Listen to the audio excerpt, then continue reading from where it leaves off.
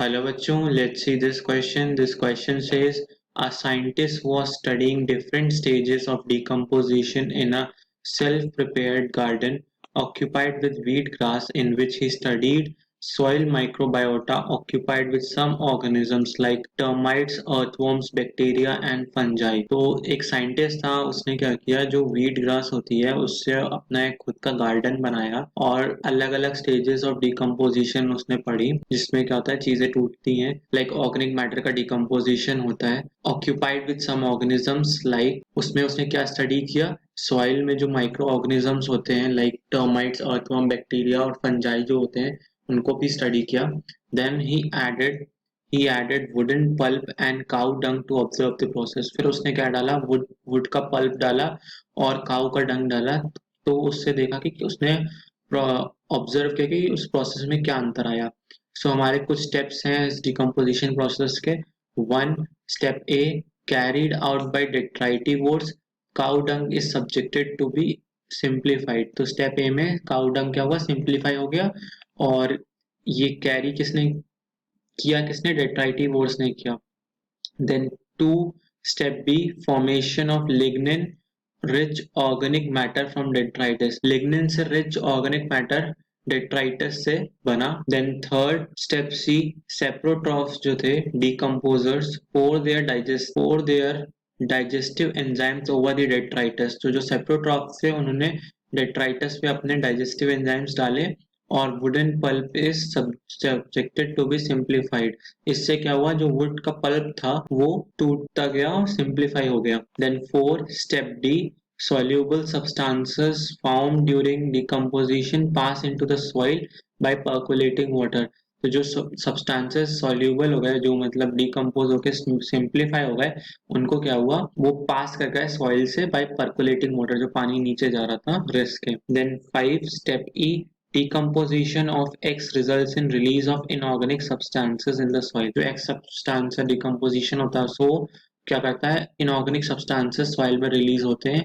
सो हमारा क्वेश्चन है, which of the following can be considered under saprotrophs। saprotrophs के अंदर किनको बोला जा सकता है कि वो होते हैं, A termites, B earthworm, C bacteria, D both A and B. So let's see the key concept involved here. Our key concept involved here is decomposition। तो जो decomposition का process होता है वो यहाँ पे हमारा key concept है।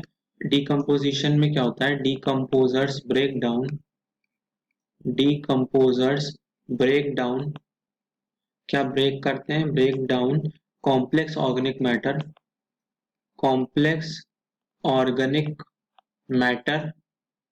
जो कॉम्प्लेक्स ऑर्गेनिक मैटर को तोड़ते हैं इनटू इनऑर्गेनिक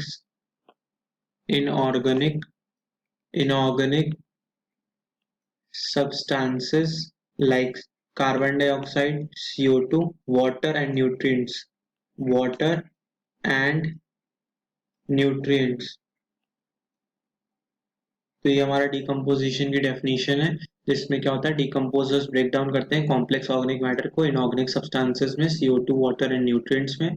देन डेट्राइटस क्या होता है, then we have the detritus, dead plant remains, leaves, bark, जिसमें आते हैं leaves आती हैं, bark आती है, flowers आते हैं, dead remains of animals,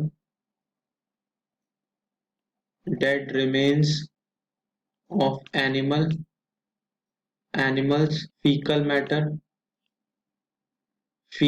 matter। तो ये हमारा डेट्राइटस होता है। तो जब हमारे ऑर्गेनिजम्स होते हैं डेट्राइटिवोर्स होते हैं, उन्होंने क्या किया, उन्होंने डेट्राइटस जो था, प्लांट रिमेन्स, उनको क्या किया, स्मॉलर पार्टिकल्स में बदल दिया। और इसका क्या हुआ, this process is known as fragmentation. मतलब उसके टूटने को फ्रेगमेंटेशन कहते हैं। और डेट्राइटिवोर्स का एग्जाम्पल क्या है, अर्थवॉर्म। फिर क्या हुआ, फिर बैक्टीरिया और फंजाई आए। बैक्टीरिया एंड फंजाई आए, उन्होंने क्या किया, इसी डेट्राइटस को क्या किया, सिंपल इनऑर्गेनिक सब्सटेंसेस में बदला, सिंपल इनऑर्गेनिक सब्सटेंसेस में बदला। यहाँ पे हुआ था कैटाबॉलिज्म, तोड़ना को कैटाबॉलिज्म कहते हैं। कैटाबॉलिज्म किसकी वजह से हुआ था, एंजाइम्स, ये बैक्टीरिया ने अपने और फंजाई ने अपने एंजाइम्स इस पर डेट्राइटस पर डाले थे। तो बैक्टीरिया और फंजाई किस कैटेगरी में आते हैं, ये कैटेगरी में आते हैं सेप्रोट्रॉप्स की, सेप्रोट्रॉप्स। ये सेप्रोट्रॉप्स क्या करते हैं, सेप्रोट्रॉप्स वो डिकम्पोजर्स होते हैं, which feed on dead bodies of organisms and organic waste and organic waste of living matter, waste of living matter. ये हमारे सेप्रोट्रॉप्स हो गए। एक और कैटेगरी होती है स्कैवेंजर्स की, स्कैवेंजर्स। ये स्कैवेंजर्स कौन से होते हैं, these are organisms feeding on dead animals of other animals. किसी और जानवर ने किसी और जानवर को मारा और ये उस मरे हुए जानवर पर खाते हैं जो कि किसी और ने मारा होता है। तो ये हमारा इसका एग्जाम्पल क्या होता है, एग्जाम्पल वी हैव टर्माइट्स। सो हम अपने ऑप्शंस देख लेते हैं। हमारा क्वेश्चन था कि which of the following can be considered under saprotrophs, कौन से सेप्रोट्रॉप्स होते हैं, ए टर्माइट्स, नहीं टर्माइट्स नहीं, दे आर स्कैवेंजर्स, तो ये ऑप्शन गलत है। बी अर्थवॉर्म, अर्थवॉर्म नहीं, ये हमारा डेट्राइटिवोर्स है, ये भी नहीं। देन सी बैक्टीरिया, यस हमारे बैक्टीरिया और फंजाई आते हैं under the category of saprotrophs, तो ये हमारा ऑप्शन बिल्कुल सही है। Option D both A and B, दोनों ही ऑप्शन गलत है, ए और बी, तो ऑप्शन डी भी गलत है। So our final answer to this question is option C, bacteria. Hope you all understood this question well. Best of luck. Thank you.